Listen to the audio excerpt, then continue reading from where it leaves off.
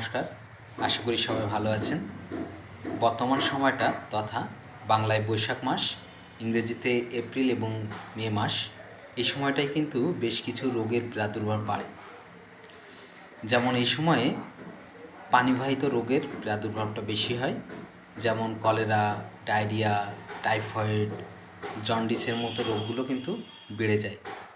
কিছু সতর্কতা মেনটেন করলেই এই রোগ থেকে আমরা মুক্তি পেতে পারি, যেমন পানি ফুটিয়ে ঠান্ডা করে পান করা।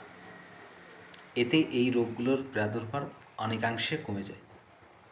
এ সময়ে মশাবাহিত রোগের প্রাদুর্ভাবও বাড়ে।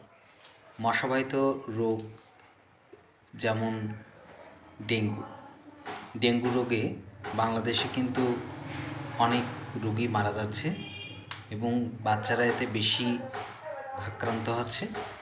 এই মে মাসের দিকে পানি জমে থাকে এবং এই জমা পানি মশার বংশ বিস্তারে সহায়তা করে, যার ফলে এই সময় মশাবাহিত রোগ বেড়ে যায়। আমরা যদি মশারি ব্যবহার করি এবং এই যেখানে সেখানে পানি জমে থাকা যদি প্রতিরোধ করি, তাহলে এই মশার প্রাদুর্ভাব থেকে কিন্তু আমরা কিছুটা হলেও রক্ষা পেয়ে যাব। এই সময়ে বৈশাখের ঝড় বৃষ্টি, আবার অত্যন্ত গরমে রৌদ্রের তাপদাহ, এই সময় কিন্তু এই গরমের প্রভাবজনিত কিছু রোগ তৈরি হয়, যেমন হিট স্ট্রোক। অতিরিক্ত গরমে এই হিট স্ট্রোকটি হয়ে থাকে। এখান থেকে আমরা যদি রক্ষা পেতে চাই, তাহলে আমার দুশ্চিন্তা কমাতে হবে এবং অতিরিক্ত রোদে প্রয়োজন ছাড়া বাইরে ঘোরাফেরা করা যাবে। এই সময়টাতে ত্বকের সংক্রমণটা বাড়ে। ত্বকের সংক্রমণের ক্ষেত্রে সবথেকে বেশি তৈরি হয় হচ্ছে ফাঙ্গাস ইনফেকশান। এই ফাঙ্গাস ইনফেকশান বা দাউদ এই সময়টায় বেশি দেখা দেয়।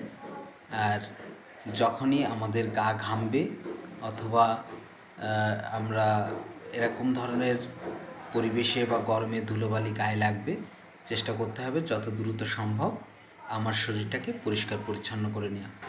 আর যদি কোনোভাবে এই সংক্রমণ বা এই ধরনের বিষয় আমরা বুঝতে পারি, তাহলে তাৎক্ষণিক ডাক্তারের পরামর্শ নিতে হবে। এছাড়াও এই সময় কিছু ভাইরাস জাতীয় সংক্রমণ দেখা দেয়। এই ভাইরাস জাতীয় সংক্রমণের ক্ষেত্রে জ্বর বা ভাইরাল ফিভার এই বিষয়টি বেশি তৈরি হয়। বর্তমান সময়ে বেশিরভাগেরই এই সর্দি কাশি বা ভাইরাল